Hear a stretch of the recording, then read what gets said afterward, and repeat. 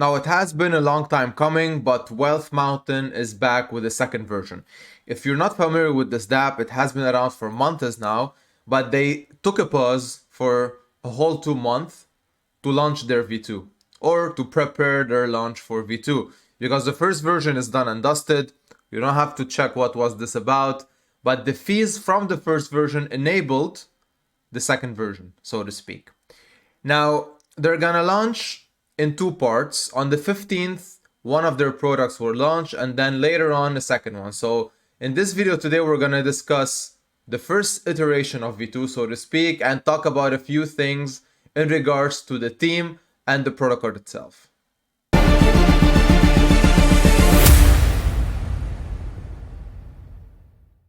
Now, a quick word before I get into the whole thing. So, talking about what V2 brings, talking about the team itself, let's quickly take a look at the investment portfolio because, it's been a while. Let's see where it's at right now and what they have in store, for future reference. So, just quickly, there's about 521k. Now, of course, by the time of shooting, this can fluctuate a bit, perhaps add a few more Ks to that, or even lose a few more thousand. So depending on how the market is performing. But based on the current state of the portfolio, the volatility factor is very small. As you can see, there's about 184.7k in stables in regards to their spot wallet and 60.9k in various cryptocurrencies. Now, if you want to check how much goes where, go to DBank. You can check the whole thing out. It's split equally. Now, keep in mind that perhaps this is not the full amount because there is still, DBank updates protocols as they go, right? As soon as something launches, that doesn't mean that it will appear straight away. So there's still this factor. You can go if you want to know more details on their homepage. I'm sure they filtered everything, right? So in regards to LP providers, there's about 101.2k in stable staked in PancakeSwap. There's also another stable addition, 5.2k in MDB BUSD that is staked in MDB Plus, and in the Animal Farm there is 81.2k in stables again. In total investments, out of which 49.5k is in stables generating their native assets.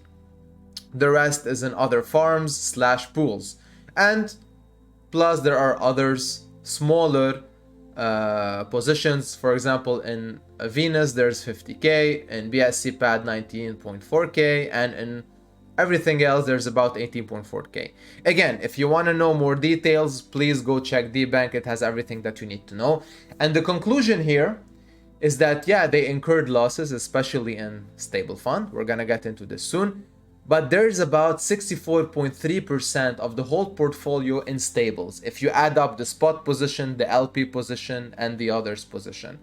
So that's a lot. So that's the majority of the portfolio that will not incur volatility, so to speak, unless some catastrophic event happens. Hopefully not. So there's a lot of room for them to make new investments in smarter and make smarter decisions, and that's something that I am hopeful for, right? So I hope they will include the community in this. I hope they will perhaps go in less riskier options. So, well, what I mean here, I hope they're not going to enter ROI dApps or miners, or so to speak, or maybe put a very small position there. Let's see what happens. But hopefully the majority of the portfolio will be geared towards less riskier plays. I have few ideas. Hope they will include the community. Let's see. Now, like I said, it has been a long time, so I'm not sure if I covered this new user interface that they released, so that's a new one. And they released that user interface when they started redeeming or the redemption of the V1 migrators. So V1 actually had some obligations, and most people, for example, ended up losing their initial, so to speak, because the contract depleted. So they migrated to V2. Now, the beta version of V2 was them pulling out some profits from their portfolio and redeeming that to the V1 investors. So far, about 76k has been paid back. Now, again, this could be a drop in the bucket of the whole amounts in regards to obligations, but at least it's something, right? So at least they're still here, so to speak. Now, yeah, if you look at the user interface, it's actually much cooler. So it shows everything that you need to know. And speaking of, they did release recently their Certik audit, so they chased that. It also took some time. And I just wanted to highlight a few things in the report. Now, I'm going to leave a link to it in the description below. You can check it out in details. But just a few things to note is that most of the stuff that came up in the report are mainly due to centralization purposes, because they have their hedge portfolio and they are in control of this portfolio, so they can do whatever they want, invest whatever they want, and that's what they're doing. So those were the main critical points that the audit addressed, and as you can see, most were resolved, and not many are. Actually, we have zero critical issues that came up. Some major, some minor, but anyways, the team is on it. But it all resolves around centralization in regards to the hedge portfolio. And that is something that we know already. Now there's that. And if I go actually to the DApp, if I click on the DApp, and this is where the V1 migrators right now can go and claim the money that they are owed. And you can clearly see how much was paid already. So I think for me, I don't have anything to redeem right now. I had a few bucks, to be honest, from V1, but I let it go, which is fine. And they have their ad placement, which is also something that they added to add more revenue layers to the platform. Now, speaking of the new iteration when it comes to V2, so let's discuss this real quick, because it's not something that is really out of pure innovation. It's something that you most probably know, but they want to make it as less risky as possible. So let's talk about it real quick. So liquid staking is the thing that they're going to be releasing on the 15th of February. And liquid staking is actually very straightforward. So there's going to be a separate pool where people stake set BUSD. There's a minimum of 50 BUSD that you enter with. The only risk here is that 6% that you pay upon entering. So that 6% fee is going to be taken, put into the original portfolio to generate yield, APR from other sources to pay you. Now, you can exit whenever you want. Like I said, you'd only lose 6%. So if you enter today, you exit tomorrow, you lose 6%. So you redeem 94% because all of this money is going to be put into a separate pool that cannot be touched. All right? And most probably in time, if you wait long enough, you're gonna make back that 6% that you paid upon entry and some more, hopefully. So that's it, pretty straightforward. That's liquid staking. Now split staking, I'm not gonna discuss now because it will come out later. Most probably we'll do another video on this a bit later on. And yeah, so that's the first iteration that the Wealth Mountain team is bringing us. One thing to note here, and one thing that I really liked, honestly, like if I go back to the main website and click on the portfolio itself, their transparency is really something to go by. They really show you, based on their investments, how much, as of today, they made in terms of profits and how much they lost in terms of losses.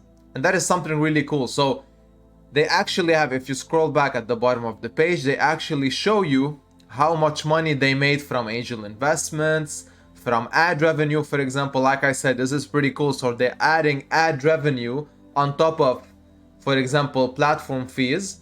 And they will also take this revenue and distribute it between marketing, team, and portfolio updates, and to add more to the hedge portfolio to generate more APR, all right? And keep in mind that in regards to liquid staking, the APR is going to be variable depending on their investment. So there's no fixed rate, there's no promises. It depends on how their investments are doing on a certain month, so on and so forth. All right, so it's a perpetual APR, it's not a fixed APR. That's very important. And yeah, they're very transparent. They even show you how much they lost in stablefund, which was a huge incurred loss. So more than 100K was liquidated because of the stablefund scam. Speaking of, I have videos about the stablefund scam on my channel. Perhaps I leave a link to the latest one. Be sure to check it out, how this whole thing came to be. Furio, they lost money, Horde, they lost money, D-Mountain, Alpha Capital, and so on, and they show you how much they made in angel investments, other investments, or revenue, and ad revenue, so to speak. So just go on the platform, explore everything that they added, and that leads me, so all of this that I'm showing you right now leads me to the conclusion that I personally made in regards to Wealth Mountain, and how I think and how I see them, you know, moving forward based on whatever they showed us. I think I'm gonna personally invest. I haven't made up my mind yet, but there are a few points to note in regards to why this team, you know, is here to stay and has proven us time and time again that even though, yeah, V1 has passed, so on and so forth, some people lost money, because keep in mind, this is all a risk at the end of the day. I'm not saying V2 is a sure thing again. It's just a play. Let's see what happens. If they can pull this off, because they have a plan in regards to that, right? So I think few pros in their favor are: one, transparency. So these guys, like I said, they went with V1, they could have left with their portfolio of more than $500,000, but they stayed. So that's pretty important to note. Second thing, they have a clear and precise roadmap. So they know where they want to go. They know what they want to achieve. Even though we don't know exactly if they're gonna reveal to us their future investments, but at least they know where they want to go, correct? So that's pretty important.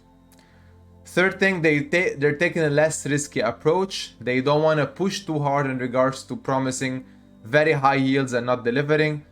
And for example, your investment in the liquid staking pool is also there. It will remain there. Just for reference, other yield farming dApps have also entry and exit fees, like the Animal Farm, I think. And this is not something that is too risky as long as you stay in the game, or as long as somehow they get hacked and the whole portfolio disappears. So there's this risk, I guess, in regards to that. And like I said, they know where they want to go. They have a clear and precise roadmap, and they're here after V2, so they didn't disappear whatsoever.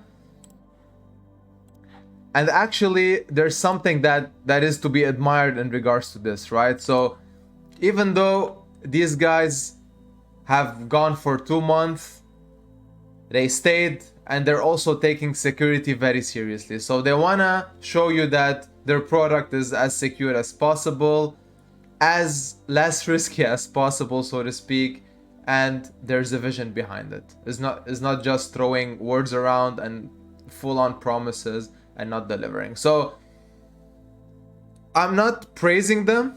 I'm just saying what I saw based on previous experience, based on whatever has happened so far. It's all a risk. Only put your risk capital, the higher end of your risk capital, and let's see what comes out at the end. Now that's all I had to say for this video in regards to Wealth Mountain returning to the scene. Let's hope they fulfill everything they want to achieve. We're gonna keep monitoring this. I'm gonna bring you most probably more videos on this. And yeah, looking forward to all of it. Hope you stuck around till the end. See you in the next one. Have a good one.